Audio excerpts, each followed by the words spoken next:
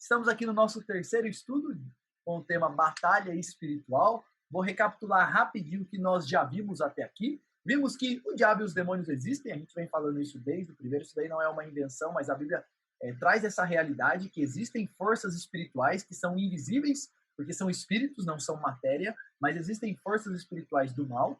O principal objetivo do diabo e dos seus anjos, a gente tem falado isso desde o começo também, não é fazer a gente ficar doente, não é fazer a gente ficar pobre. O principal objetivo do diabo é nos afastar do Deus verdadeiro e do Evangelho de Cristo. E ele pode usar, muitas vezes, até coisas boas para nos afastar de Deus. Às vezes ele usa coisas ruins para em meio a coisas ruins ele nos tenta para nos afastar de Deus, mas muitas vezes em meio às coisas muito boas ele também nos tenta para que nós nos esqueçamos do nosso Criador. O grande ponto é que ele vai usar o que ele puder para nos afastar do Deus verdadeiro e do Evangelho de Cristo Jesus. Esse é o grande propósito dele. O propósito de Satanás não é material, não é deixar a gente rico ou pobre. O grande propósito dele é espiritual, é nos afastar do Deus verdadeiro.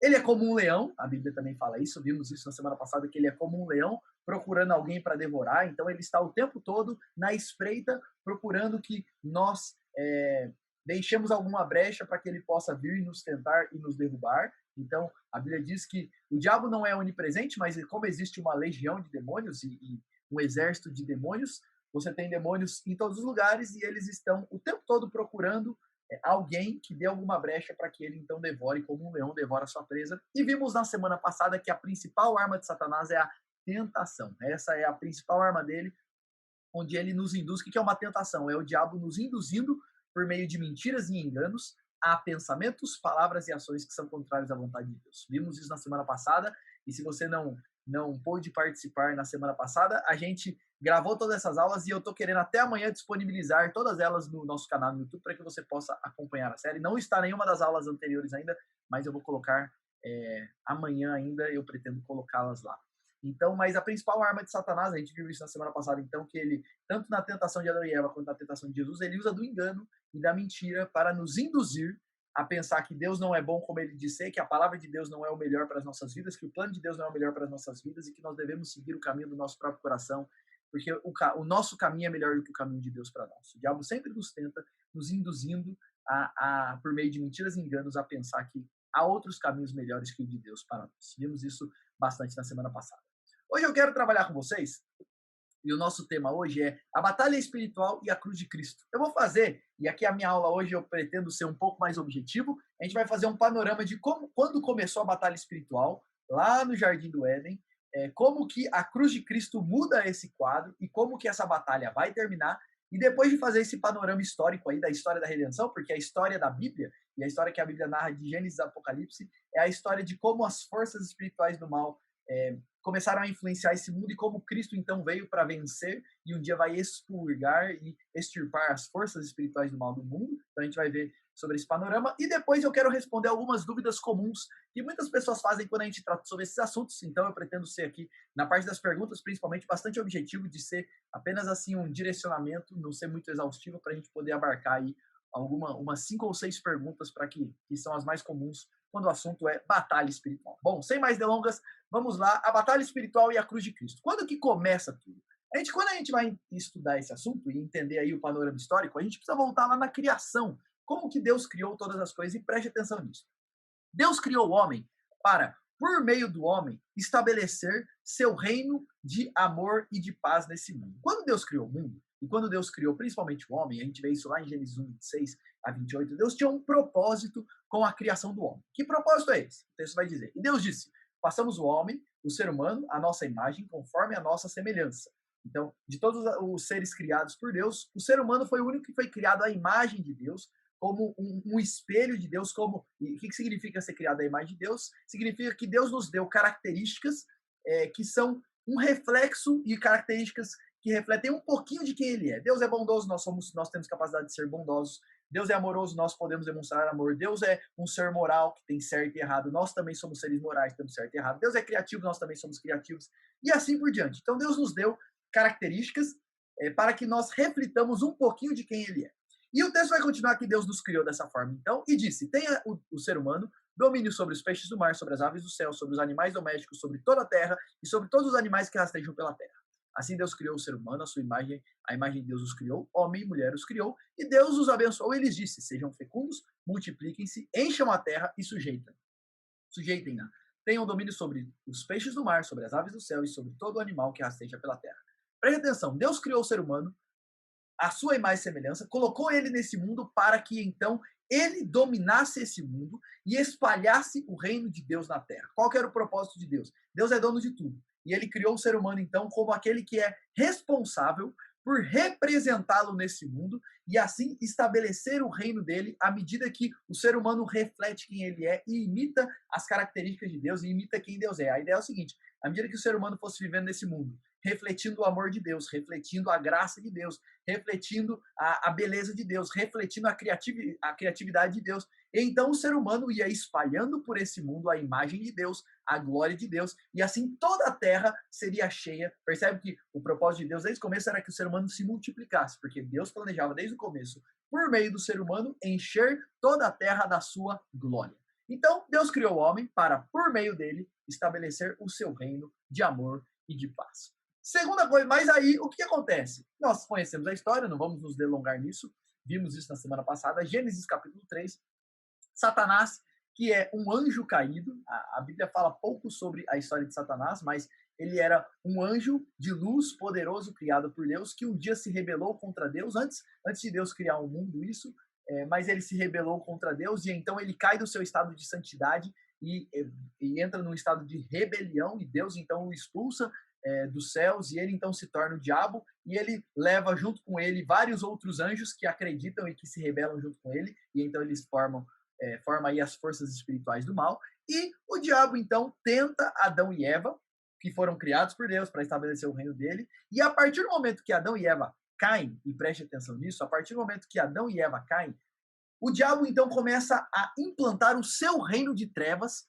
por meio do homem nesse mundo. Olha a ideia. Deus colocou o homem como seu representante na terra e o homem então era para espalhar o reino de Deus. Uma vez que o homem cai em pecado, ele se torna então corrupto, inclinado ao mal, dominado por Satanás, e agora então Satanás usa o homem para implantar o seu reino na terra. Porque qual que é a autoridade que o diabo tem? Uma vez que o homem se torna pecador e o homem é o representante de Deus sobre a terra, então o homem passa a usar essa autoridade e essa representação que Deus deu para ele, para ao invés de construir o reino de Deus, agora dominado por Satanás, é construído por meio do homem o reino de Satanás, ou o reino das trevas aqui nesse mundo.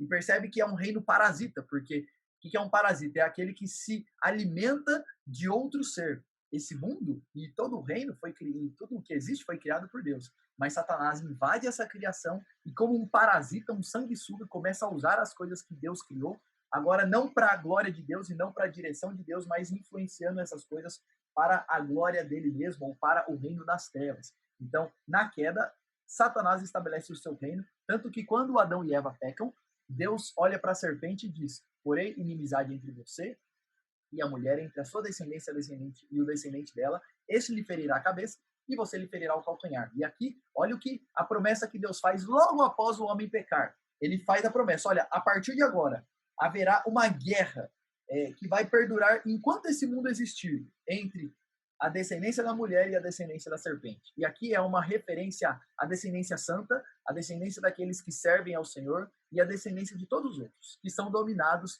por Satanás. Agora a humanidade está dividida em duas, entre aqueles que servem a Deus e aqueles que estão dominados por Satanás, e haverá uma guerra entre essas duas descendências, mas um dia virá um descendente da mulher, um homem que vai ter o seu calcanhar ferido pela serpente, e pela descendência da serpente, pelo reino das trevas, mas esse é um homem que vai esmagar a cabeça da serpente, vai acabar de vez com o reino das trevas. E é claro que essa é uma promessa, essa é a primeira vez que o evangelho aparece na Bíblia, porque logo que o homem pecou, logo que o pecado entrou no mundo, Deus fez uma promessa: um dia eu vou mandar um homem que vai vir aqui acabar com o reino das trevas. Mas desde então, e isso vai se cumprir em Cristo, mas desde então esse reino parasita é estabelecido na terra. E a gente vê isso claramente em Efésios 2, 1 a 3, que diz o seguinte: olha a descrição que Paulo faz da vida antes de Jesus. Ele lhes deu vida, Jesus deu vida, como é que vocês estavam antes de Jesus? Quando vocês estavam mortos nas suas transgressões e pecados, nos quais vocês andaram outrora, segundo o curso deste mundo, segundo o príncipe da potestade do ar, do espírito que agora atua nos filhos da desobediência. É uma referência a Satanás e aos seus demônios aqui. Olha o que Paulo fala. Antes de Cristo, vocês estavam dominados, vocês eram filhos do diabo, vocês estavam dominados por ele e vocês eram só mais um dentro da descendência da serpente, dentro daqueles que servem ao reino das trevas. E é claro, gente, que isso daqui não é consciente, mas a questão é a seguinte: qualquer pessoa que não serve ao Senhor, qualquer pessoa que não está caminhando com Cristo, automaticamente ele está debaixo do domínio de Satanás. Porque ele está longe de Deus. E lembre-se disso, qual que é o propósito de Satanás? Nos afastar de Deus e do evangelho de Cristo. Qualquer pessoa que está longe do Senhor está exatamente no centro da vontade de Satanás, longe do Senhor, vivendo uma vida independente, desprezando o seu Criador. Efésios continua dizendo que entre eles também nós andamos no passado, segundo as inclinações da nossa carne, fazendo a vontade da carne e dos pensamentos, e éramos, por natureza, não filhos de Deus, mas filhos da ira de Deus, como também os demais. Na queda, Satanás estabelece o seu reino parasita, e preste atenção nisso. Então, um reino parasita se instalou e tomou conta de tudo, e o diabo, então, por meio do ser humano, implanta o seu reino de trevas no mundo. E é por isso que, desde então, as culturas... Porque pensa comigo um pouquinho. Quem que faz a cultura? É o homem. Mas por que a cultura, por que esse mundo jaz do maligno? E quando fala que o mundo jaz do maligno, ele está falando da cultura, do sistema, do pensamento, daquilo que governa o pensamento do nosso tempo. Por que jaz do maligno? Porque o ser humano, que é quem desenvolve a cultura e quem cria tudo isso, ele está, então, agora sob a escravidão do pecado e de Satanás. Por isso, o Satanás, então, implanta o seu reino de trevas aqui nesse mundo. E o que acontece, isso aqui é uma coisa importante, é que após a queda, o diabo tem uma posição de autoridade no mundo. Por quê? Porque ele é o acusador diante de Deus. Então, o que acontece? Uma vez que o pecado entrou no mundo, e nós, seres humanos, como pecadores, merecemos a morte e a desgraça, o diabo, então, a principal arma do diabo diante de Deus é nos acusar. E pensa no seguinte quadro. O diabo acusando as pessoas e falando assim: Deus, você não pode perdoar essa pessoa, ele é um pecador. Você não pode, você é justo e ele é e santo e ele é um pecador. Então você não pode tratar ele bem. Você não, já era. Esse mundo já era. Esse mundo não é mais seu, porque você é santo e justo. Então você não pode simplesmente agir aqui como se nada tivesse acontecido. E o diabo, a autoridade de Satanás nesse mundo vem principalmente porque ele diante de Deus faz acusações pelos pecadores miseráveis que merecem o inferno e não o amor de Deus. Então, a partir do momento que esse reino parasita se instala no mundo, na queda do homem, o diabo ganha uma posição de autoridade, porque uma vez que o homem se torna pecador, ele merece a ira de Deus, não o amor de Deus. E é como se Deus, por ser santo e justo, a não ser que ele faça alguma coisa, é como se ele tivesse perdido a autoridade. Não, essa não é a palavra correta, porque Deus nunca perde a autoridade, mas é como se ele tivesse perdido o espaço, porque agora o reino das trevas tomou conta e Deus, como santo e justo, ele não pode agir a favor do homem. Ele tem que agir contra os seres humanos. E por isso o diabo, antes da morte de Cristo, tem essa posição de autoridade como o grande acusador. Então, primeiro, Deus cria tudo bom para, por meio do homem, implantar o seu reino no mundo. Uma vez que o homem cai, Satanás estabelece o seu reino parasita neste mundo. No entanto, o descendente da mulher veio. E esse é Cristo Jesus. E é interessantíssimo isso, porque Cristo é aquele que vence o diabo definitivamente. Por quê? Lembre-se disso. Qual que era a grande arma de Satanás? Era o seu poder de acusação. Porque ele poderia falar o seguinte: eles são pecadores, merecem o inferno e não o amor de Deus. Mas uma vez que Jesus entra na história e morre pelos pecados do seu povo, agora o diabo não pode mais acusá-los. O diabo não pode mais usar o seu grande trunfo que ele tinha contra aqueles que são do Senhor. Porque uma vez que Cristo pagou pelo pecado deles, eles não estão mais numa posição de pecado diante de Deus, mas de justificados e santificados diante do Senhor.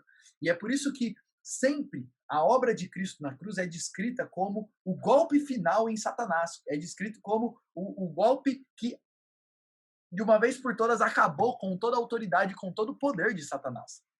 Olha alguns textos bíblicos que deixam claro essa ideia de que na cruz Jesus definitivamente venceu o diabo. Colossenses 3, 14 e 15. E falando de Jesus, ele, na sua morte na cruz, cancelando o escrito de dívida que era contra nós e que constava de ordenanças, a qual nos era prejudicial, removeu inteiramente cravando na cruz. Olha lá, a gente tinha um escrito de dívida, a gente tinha acusações contra nós, mas Cristo, ele morrendo naquela cruz, lembre-se disso, Jesus viveu como homem aqui nesse mundo, mas ele foi o único homem justo e santo que não merecia ser condenado. Então, o que ele faz? Ele voluntariamente recebe e toma a condenação do seu povo sobre si, do povo de Deus sobre si, para que então todo pecado e toda acusação fosse castigada nele, para que então sobre o povo de Deus e sobre aqueles que se arrependem e creem em Cristo não houvessem mais acusações. E aí percebe então, na cruz Cristo encrava o escrito de dívida que nós tínhamos. E como consequência disso, olha a continuação do versículo. Então ele, despojando os principados e as potestades, publicamente os expôs ao desprezo, triunfando sobre eles na cruz. Despojar é uma linguagem militar quando você pega o inimigo, prende o inimigo, desarma o inimigo e agora ele é um escravo seu. E a linguagem que Paulo está usando aqui é dizendo o seguinte: quando Cristo morreu naquela cruz e encravou o nosso escrito de dívida naquela cruz, ele desarmou completamente o inimigo. Agora o inimigo não tem mais nada para falar sobre nós e ele está completamente vencido. Olha lá, publicamente expôs eles aos desprezos e triunfou sobre eles na cruz. Marcos 3, 26 e 27, olha, mais um texto que mostra claramente a autoridade e como Cristo vem, então, para vencer definitivamente Satanás. Aqui, só para entender o contexto, Jesus apareceu expulsando um monte de demônio, fazendo um monte de coisa, fazendo um monte de milagre, e os fariseus se recusavam a assumir Jesus como Deus, ou como Messias, ou como homem de Deus, e começaram a falar que Jesus fazia isso no poder de Satanás. Jesus fazia isso porque ele estava possuído pelo maioral dos demônios, e por isso então Jesus tinha essa autoridade, era o que os fariseus diziam. E Jesus então, confrontando os fariseus, diz o seguinte: se Satanás se levantar contra si mesmo, está dividido, e não pode subsistir. Esse é o seu fim. Jesus fala assim: como que Satanás vai se levantar contra Satanás? Nenhum reino dividido subsiste. Aí ele continua: ninguém pode entrar na casa do valente para roubar-lhe os bens sem primeiro amarrá-lo. E só então saqueará a casa dele. E olha o que Jesus está dizendo. Sabe por que eu estou fazendo tudo isso que eu estou fazendo? Porque eu vim aqui como que entrando na casa do valente, amarrando ele e saqueando tudo que era dele. Tudo que ele tomou de maneira injusta e de maneira parasitária, eu vim para amarrá-lo. E a ilustração que Jesus está usando é uma pessoa que invade a casa de um valente, amarra eles e pega de volta tudo que ele tomou para si de maneira errada e de maneira ilegal. E aqui Jesus está dizendo: eu sou aquele que vim para amarrar o valente. Sabe por que eu posso fazer tudo isso? Porque eu sou aquele que vim para amarrar o valente e para saquear tudo que ele tomou que não era dele. Olha a linguagem de Jesus, como ele vence definitivamente o diabo. E um último texto que mostra isso claramente, João 12, 31 e 32, Jesus diz: pouco antes de ser crucificado, de ser morto, chegou o momento de este mundo ser julgado, e agora o seu príncipe será expulso. E quando eu for levantado da terra, uma referência à cruz de Cristo, quando ele é levantado e pregado naquela cruz, atrairei todos a mim. Olha a linguagem de Jesus. Agora o príncipe desse mundo vai ser expulso. Chegou a hora. Acabou. O rei chegou para botar todo parasita para fora. Jesus na cruz vence definitivamente o diabo. O diabo sabia, e o diabo sabia disso, gente. Sabia que Jesus é o descendente da mulher que veio para pisar. E aí, voltando aqui, lembra da promessa de Gênesis 3,15. Deus disse: olha, vai ter uma briga entre o descendente da mulher e a descendência da serpente. Mas um dia vai vir um descendente da mulher. Ele vai ter o seu calcanhar ferido pela serpente. E aqui é uma referência a Cristo morrendo na cruz. Satanás, ele entrou em Judas e entregou Jesus para ser crucificado. Quando Satanás fez isso, ele achou que ele estava triunfando sobre Jesus. Mas essa daí era só a picadinha no calcanhar de Jesus. E aí, por meio da sua morte da cruz, Jesus então vence definitivamente Satanás e todos os demônios por meio da sua morte e ressurreição. E assim ele toma uma picada no calcanhar, mas ao mesmo tempo, depois de tomar a picada, ele pisa na cabeça da serpente. E é por isso que o diabo, sabendo que Jesus era então o descendente da mulher, é por isso que o ministério de Jesus foi marcado por vários embates com o reino das trevas. Eu não sei se você já percebeu isso, mas se você ler os evangelhos, você vai ver o tempo todo Jesus entrando em confronto com endemoniados. Por que isso? Porque pensa nisso, o reino das trevas dominava esse mundo. O rei da luz chegou para botar ordem nesse mundo. O diabo se levantou com todo o seu reino para tentar impedir Jesus. E é por isso que, na época de Jesus na Terra, a atividade satânica de possessão e etc., aparentemente era maior do que hoje em dia. Já me perguntaram isso. Por que hoje em dia na época de Jesus, parece que tinha mais demônio do que hoje em dia? Porque naquela época, o diabo estava sentindo-se como que tendo seu terreno invadido por aquele que tem a promessa de que vai derrubar o reino das trevas. E por isso teve tantos embates E por isso o diabo se levantou tanto e se manifestou tanto durante o ministério terreno de Jesus. E a morte de Jesus, então, é o momento climático dessa luta, quando finalmente o golpe final foi desferido. Acabou. A partir do momento que Jesus morre na cruz e ressuscita, o diabo acabou com todas as suas armas e não tem mais o que acusar, não tem mais do que falar. Até então ele tinha um poder e uma autoridade, porque ele tinha o que falar, ele tinha do que acusar os filhos de Deus e o povo de Deus. Mas a partir do momento que Jesus morre na cruz, acabou. Todos os pecados estão pagos, o escrito de dívida foi arrancado. Na cruz, a serpente feriu o calcanhar de Jesus, mas Jesus pisou na cabeça da serpente. Então, dentro da história, esse é o terceiro ponto e o mais importante, o ponto alto da história da batalha espiritual é que Cristo na cruz, ele pisa definitivamente e vence definitivamente o inimigo. Mas o quarto ponto, que talvez vocês estejam pensando, é o seguinte: nossa, mas se Jesus venceu, por que, que ainda tem? Porque o diabo não parece que está morto, ele parece ainda que existe, parece que está atuando. Como é que a gente concilia as duas coisas? E esse é o quarto ponto. O diabo está vencido, mas ainda não completamente derrotado. Uma boa ilustração é como se Jesus pisou na cabeça da serpente, mas ainda tem aquele tempo que a serpente fica abanando o rabinho e abanando o corpo. Já morreu, não vai viver mais, já perdeu. Mas ele ainda tem um tempinho ali que lhe resta para fazer algumas coisinhas, então, e dar umas mexidinhas daqui, umas mexidinhas de lá. E a gente vê isso em Apocalipse 20, versos 1 a 3, relatando, então, o que acontece depois da morte de Cristo. Olha o que João diz. Então vi descer do céu um anjo que tinha na mão a chave do abismo e uma grande corrente. Ele segurou o dragão, a antiga serpente, que é o diabo, e o prendeu por 1000 anos. Lançou-o no abismo, fechou e pôs selo sobre ele, para que não mais enganasse as nações, até que se completassem os 1000 anos. Aqui, esse texto de Apocalipse está narrando o seguinte: depois que Jesus morreu, o que aconteceu? O diabo, ele foi preso, e aí, olha o que ele fala, ele foi preso com o objetivo de não enganar mais as nações. Se você parar para pensar na história, até a morte de Cristo na cruz, todas as nações estavam na escuridão, nas trevas, e não conheciam o Deus verdadeiro, a não ser a nação de Israel. Porque o diabo cegava todas as nações. Quando Cristo morre, e então ele compra para si pessoas que procedem de todas as tribos, povos e raças, é como se o poder que o diabo tinha para cegar as nações acabou. O Jesus deu o golpe final. E agora o poder do diabo está completamente limitado e começa uma era onde o reino de Deus está avançando. O pecado entrou no mundo e o reino das trevas começou a avançar. Jesus veio, pisou na cabeça da serpente e agora o reino de Cristo começa a avançar à medida que nós pregamos o evangelho, e esse reino vai sendo espalhado por todo mundo à medida que pessoas de todas as nações, de todas as tribos, de todos os povos, de todas as raças vão ouvindo desse Cristo e se rendendo a esse Cristo. Então, percebe que o diabo ele está limitado, não é que ele está inativo, mas ele está completamente limitado agora. Ele não mais cega as nações para que o evangelho de Cristo avance. E aqui tem uma ilustração que a gente aprende quando a gente estuda isso, essa matéria no círculo teológico. Essa é uma ilustração que eles sempre usam, do dia D e do dia V. Eu não sei se vocês já ouviram isso, se eu não me engano é na Segunda Guerra Mundial. Conta-se a história de que você teve o dia D, que é quando o exército entrou lá nas terras da Normandia, se eu não me engano, contra o exército lá de Hitler, e aquele foi o dia onde finalmente o exército conseguiu invadir o território do inimigo e dar o golpe final. E conta-se a história que a guerra foi vencida nesse dia, no dia D.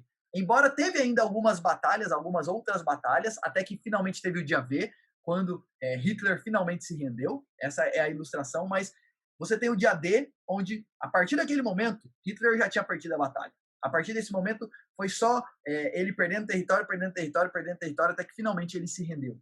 Então, a ideia é que na cruz é o dia D. Jesus finalmente pisa na cabeça da serpente, já venceu, a guerra está vencida. Mas ainda não veio o dia V. Até esse dia, Jesus está tomando território, ele já perdeu. Mas ele se recusa a entregar os pontos. Então, ele vai perdendo território, até que finalmente Cristo volta e acaba com tudo. Então, o diabo é como um inimigo derrotado que está furioso e não se entrega de jeito nenhum. Ele está sempre perdendo território, mas ele nunca entrega território. Então, essa é a ilustração aí do dia V, do dia D e do dia V. Ele já perdeu a batalha, ele é um inimigo derrotado, mas ele se recusa a entregar-se e a entregar os pontos. Então, ele sempre está perdendo território, porque ele já perdeu a guerra. Mas ele nunca entrega território, ele sempre se recusa e vai, à medida que ele vai recuando e perdendo território, ele vai fazendo todo estrago, ele vai causando todo o estrago que ele pode fazer. E Quinta coisa, na volta de Jesus, o diabo será definitivamente destruído. Então, na história aí, a batalha espiritual e a cruz de Cristo, quando Cristo voltar, ele finalmente irá destruir Satanás definitivamente. Apocalipse 20, versos 7 a 10 diz o seguinte: quando, porém, se completarem os 1000 anos, Satanás será solto da sua prisão e sairá para enganar as nações que estão nos 4 cantos da terra, Gog e Magog, a fim de reuni-las para a batalha. O número desses é como a areia do mar. Marcharam então pela superfície da terra e cercaram o acampamento dos santos e a cidade amada. E olha a visão que João está tendo aqui.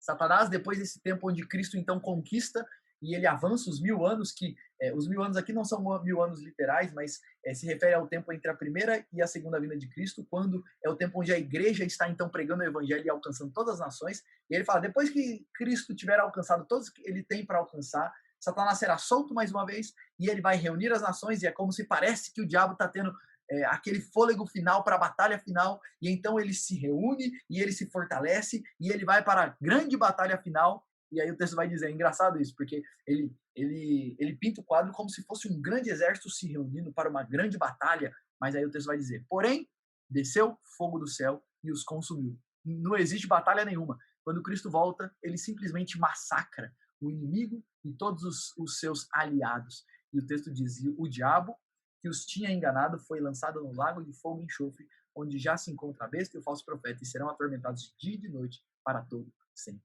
Na volta de Jesus, ele vai definitivamente, de uma vez por todas, acabar com Satanás, e percebe que a figura, e o que a Bíblia coloca, não é que vai ter uma batalha final, onde Deus e Satanás vão brigar, não, é um massacre. O Senhor vem, e em 1 Tessalonicenses vai falar isso, que com o sopro da sua boca, não sei se é 1 ou 2 Tessalonicenses, vai falar que com o sopro da sua boca, ele vai acabar com o inimigo. Então, na volta de Jesus, o diabo será definitivamente destruído. E aí, uma figura aí para você guardar tudo que a gente falou até aqui, todo esse panorama. Deus criou o mundo e Deus criou o homem como representante do mundo para, por meio do homem, estabelecer o seu reino. Quando o homem pecou, ele se torna, então, escravo de Satanás, e por meio do homem, Satanás implanta o seu reino, e o reino das trevas avança nesse mundo. Até que finalmente Cristo vem. E Cristo vem e acaba com todos os planos de Satanás e compra com o seu próprio sangue pessoas que procedem de todas as línguas, povos e raças. E como homem, agora ele tem toda a autoridade sobre os céus e a terra, porque ele veio aqui, enfrentou o reino das trevas, venceu, morreu e ressuscitou, vencendo todo o inimigo e todos os seus anjos e vencendo inclusive a morte. E a partir do momento que Cristo morre na cruz, você começa uma era de avanço do reino de Deus, onde o evangelho vai sendo pregado, espalhado, e o inimigo vai perdendo, já vai perdendo território cada vez mais, até que finalmente pessoas de todas as tribos, povos e raças serão alcançadas, e Cristo vai voltar e, de uma vez por todas, vai extirpar Satanás da presença desse mundo e mandá-lo para o inferno, para o lago de fogo, onde ele ficará para todo sempre sendo atormentado. E aqui só um parênteses bem legal, e que é uma confusão que as pessoas fazem: o diabo não é dono do inferno e nem do lago de fogo, viu, gente? Ele vai ser só mais um que estará lá sofrendo e pagando pelos seus pecados.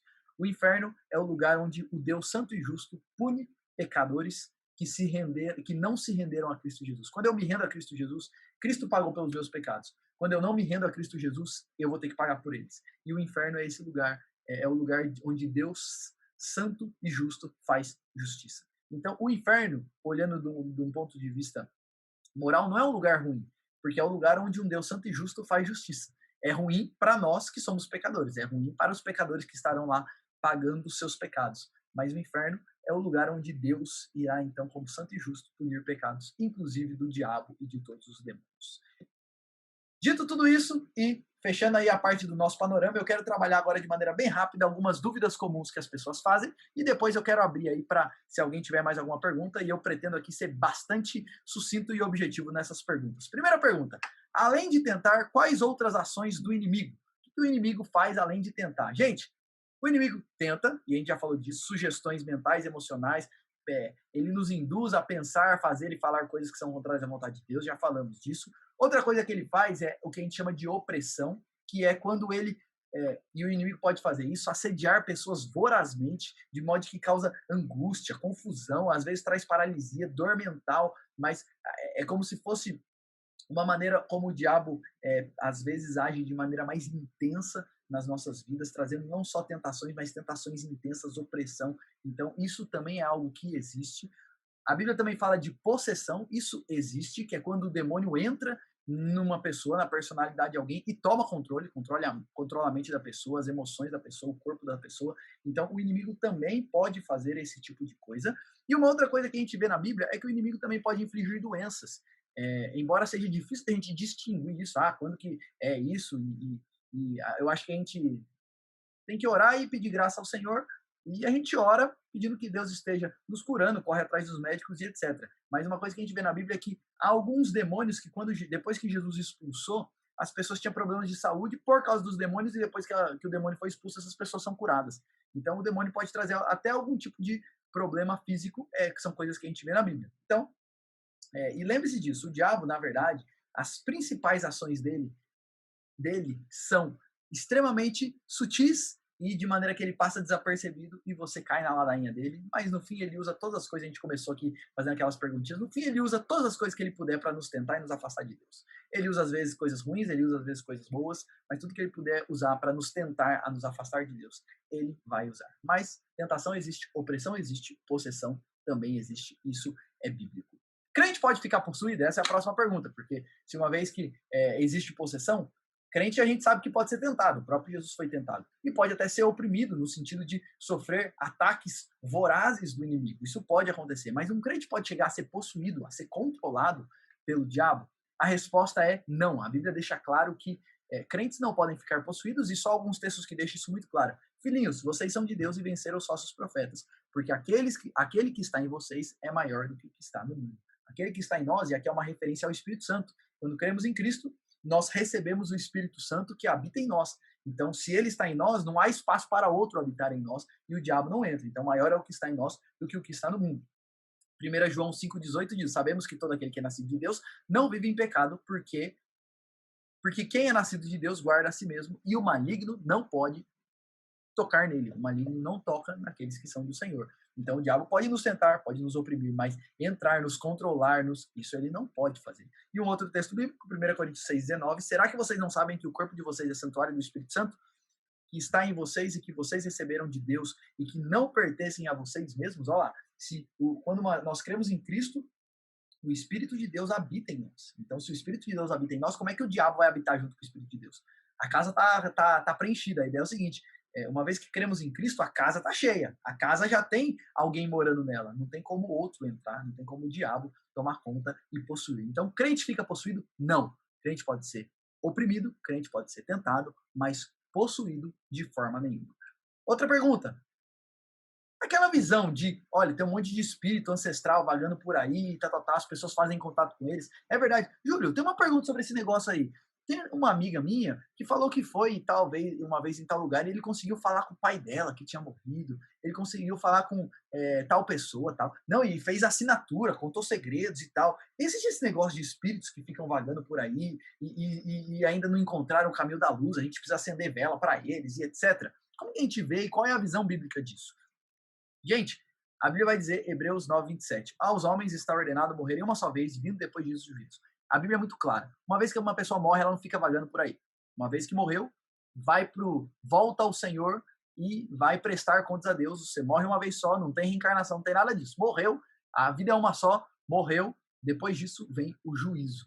E um outro texto bíblico, Deuteronômio 18:10-12, olha o que diz, que não exista entre vocês ninguém que queime o seu filho ou sua filha em sacrifício, nem que seja adivinho, prognosticador, agoureiro, feiticeiro, encantador, necromante, praticante da magia. Necromante é aquele que consulta os mortos, aquele que faz contato com os mortos, e etc. Ou alguém que consulte os mortos, olha lá. Pois todo aquele que faz tal coisa é abominação diante do Senhor. Então, a Bíblia é muito clara ao proibir e condenar qualquer tipo de tentativa de contato com os mortos. A Bíblia é muito clara ao dizer que não tem como ter contato com os mortos, porque uma vez que a pessoa morre, ela volta, o seu espírito volta ao Senhor e ela vai prestar contas ao Senhor. Ninguém fica vagando por aí. Então, como é que a gente explica tudo isso?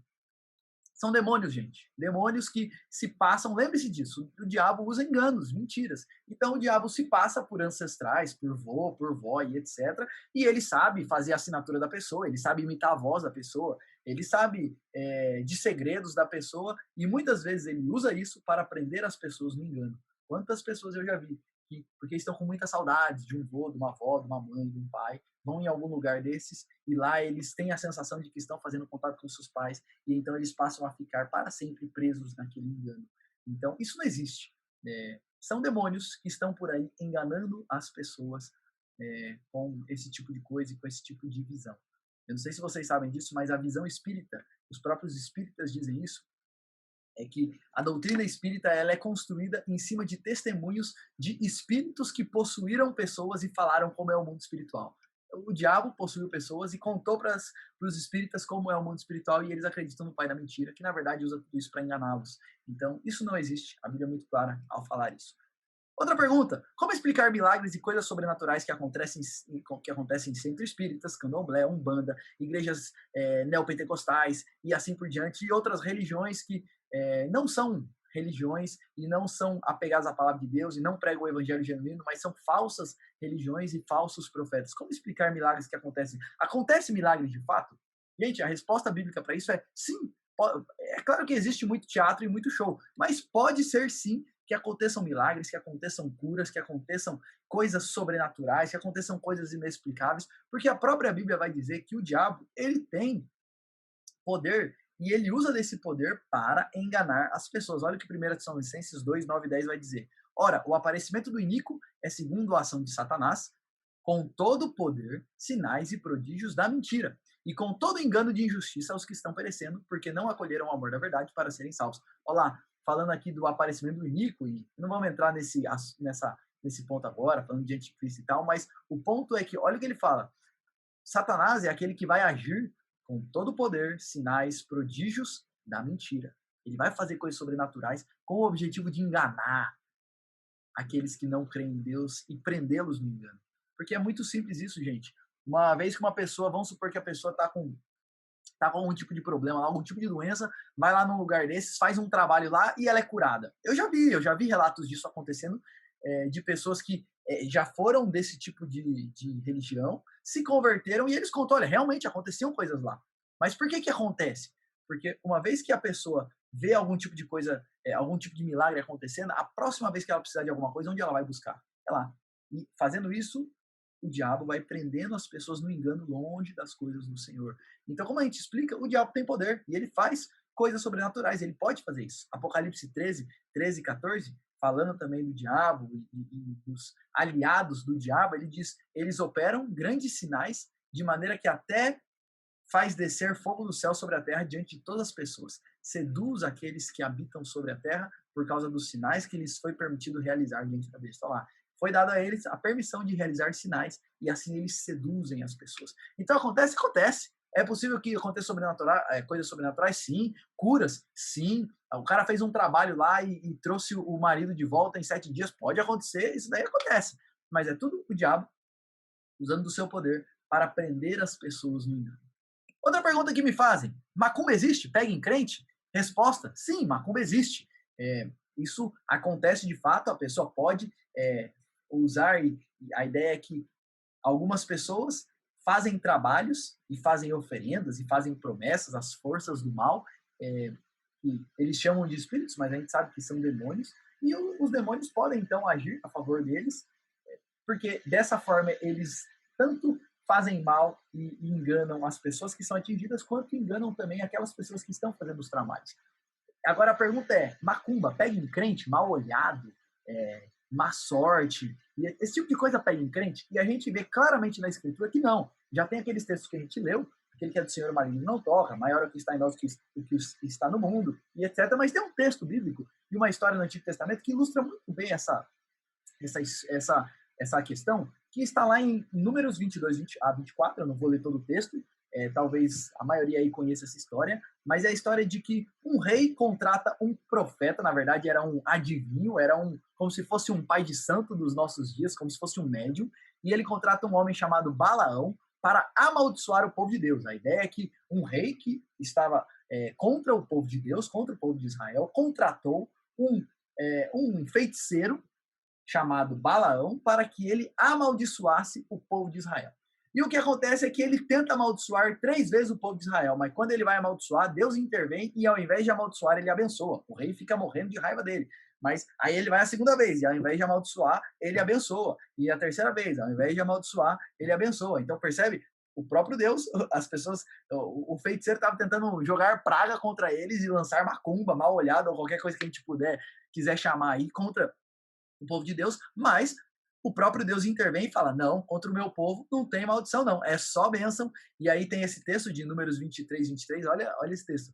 Pois contra Jacó, e Jacó aqui é uma referência ao povo de Deus, Jacó foi o patriarca, né, do povo de Israel, então muitas vezes o povo de Israel é chamado de Jacó, porque, não sei se vocês sabem disso, mas Israel, o povo de Israel é chamado de Israel porque um dos patriarcas, que era Jacó, um outro nome para Jacó era Israel. Então, quando ele fala aqui, pois contra Jacó, está falando do povo de Israel ou do povo de Deus. E olha o que o texto bíblico vai dizer. Pois contra Jacó ou contra o povo de Deus não vale encantamento, nem adivinhação contra Israel. O povo de Deus é imune a macumba, a mal olhado, a esse tipo de coisa, porque o Espírito de Deus é sobre nós, o Espírito de Deus nos protege de todo tipo de ação, trabalho e assim por diante. Então, macumba existe, mas não pega em crente. Agora, aqueles que não estão no Senhor estão vulneráveis a esse tipo de coisa. E última pergunta que eu quero responder é o seguinte: o que a gente pode fazer para libertar definitivamente as pessoas das garras do diabo? Júlio, entendi, esse negócio não pega em crente, etc. Mas quem não é crente está vulnerável a isso, né? E aqui, gente, entenda a ideia de crente não como alguém que simplesmente frequenta uma igreja, mas como alguém que entendeu o evangelho de Cristo, se arrependeu dos seus pecados e se entregou a Cristo, então entendeu o que Cristo fez na cruz e agora vive para servir a Jesus. Isso é ser crente. Esse é o evangelho de Cristo Jesus e isso é ser um discípulo verdadeiramente de Jesus. Então, esses são imunes a esse tipo de ação do inimigo. Mas muitas outras pessoas à nossa volta não estão imunes, porque não conhecem esse Cristo, não se entregaram a Cristo. Júlio, o que a gente pode fazer para definitivamente libertar as pessoas da garra do diabo? Pode fazer oração de libertação, oração de unção, oração de não sei o quê, oração forte, oração brava, sal grosso e não sei o quê. A resposta é sal grosso, essas coisas não. A Bíblia não tem isso. Mas claro que a gente pode orar e deve orar para Deus libertar as pessoas. E a Bíblia é muito clara ao dizer sobre isso, que uma vez que as pessoas que nós nos depararmos, a gente não deve ir atrás de possessão demoníaca, marcar culto de libertação, essas coisas a gente não tem que ir atrás, não tem que ir atrás do diabo, ele já perdeu. A gente vê, tanto no ministério de Jesus como dos apóstolos, que eles não iam atrás do diabo, de endemoniado. Eles trombavam com os endemoniados, e quando se deparavam com os endemoniados, eles expulsavam, Jesus expulsava na autoridade dele e os apóstolos no nome de Jesus. Então, uma vez que nós nos deparamos com pessoas possessas, e isso pode acontecer, nosso papel é expulsar a pessoa no nome de Cristo. E usar, na autoridade de Jesus, que já venceu, podemos sim fazer isso. Mas, para libertar as pessoas definitivamente das garras do diabo, não é oração forte que resolve. Porque olha esse texto bíblico, que sério, de Lucas 11, 24 a 26. Quando o espírito imundo sai de uma pessoa, anda por lugares áridos, procurando repouso. E não o achando disso, voltarei para minha casa de onde saí. E voltando, a encontra varrida e arrumada. Então vai e leva consigo outros 7 espíritos, piores do que ele, e entrando, habitam ali. E o último estado daquela pessoa se torna pior do que o primeiro. Olha o que isso daqui, o próprio Jesus ensinou isso. Quando um espírito sai de uma pessoa, e a gente pode expulsar demônios, e aqui isso daqui vale tanto para expulsão de demônios, quanto também para pecados que pessoas eram escravizadas e tal, e elas são libertas disso. Mas olha o que acontece. Uma vez que a pessoa é liberta disso, do espírito imundo, ou da ação direta do diabo e etc. Mas o diabo sai, mas a casa fica vazia, o diabo fala, vou voltar para minha casa. E ele volta, e aí, percebe? Olha a ilustração é muito boa. A casa está varrida, a casa está arrumada, a pessoa está aparentemente muito bem. Só tem um problema, a casa está vazia. O que acontece? Os demônios voltam e levam mais um monte com eles. E é claro que a ideia aqui não é falar que antes tinha 1, agora tem 8. A ideia aqui é falar que ele volta e volta pior. E aqui, isso vale tanto para a questão de expulsão de demônios, quanto também para pecados escravizadores. A gente já viu isso bastante. Uma pessoa que tinha algum tipo de pecado sob o controle do inimigo, estava debaixo das garras do inimigo, caindo em tentação constantemente de uma coisa, e a pessoa é liberta daquilo, mas se o Espírito de Deus não entrar e fizer morada, daqui a pouco a pessoa está caindo em alguma outra coisa, e é uma bola, um levanta e cai, levanta e cai, levanta e cai, e Jesus fala isso. Então, o que a gente pode fazer para definitivamente libertar as pessoas? Oração para libertação não resolve o problema definitivamente. Pode até resolver momentaneamente, mas não definitivamente. O que resolve, e a nossa maior arma, é a pregação do Evangelho. Porque quando o Espírito Santo entra, quando uma pessoa se rende a Cristo, o Espírito Santo entra, aí não tem mais espaço vazio para outro Espírito entrar. Então, como libertar as pessoas definitivamente das garras do diabo? Só tem um jeito: pregando o Evangelho de Cristo, para que aquela pessoa se arrependa, creia em Cristo Jesus, se entregue a Ele, e então o Espírito de Deus vai habitar nela e ela estará definitivamente livre das garras do diabo. Se não for isso, a gente pode e deve orar pelas pessoas, mas sem conversão e sem se entregar a Cristo, o máximo que nós conseguiremos é uma solução temporária, porque a casa continua vazia e é uma questão de tempo até ela ser ocupada de novo. Mas quando o Espírito de Cristo entra, ele transforma, ele renova, ele muda e ele ocupa, fazendo dessa pessoa, uma nova criatura. E aqui, gente, eu fecho as dúvidas comuns que eu queria responder hoje. E aí, essa daqui é uma pergunta que eu quero só fazer e para talvez a gente conversar um pouquinho aqui agora. Mas como você acha que as forças espirituais do mal usam a pandemia para nos afastar do Senhor? E agora a gente vai para o nosso momento onde a gente bate aquele papo final. Se alguém tiver mais alguma pergunta que queira levantar agora, esse é um momento propício para isso.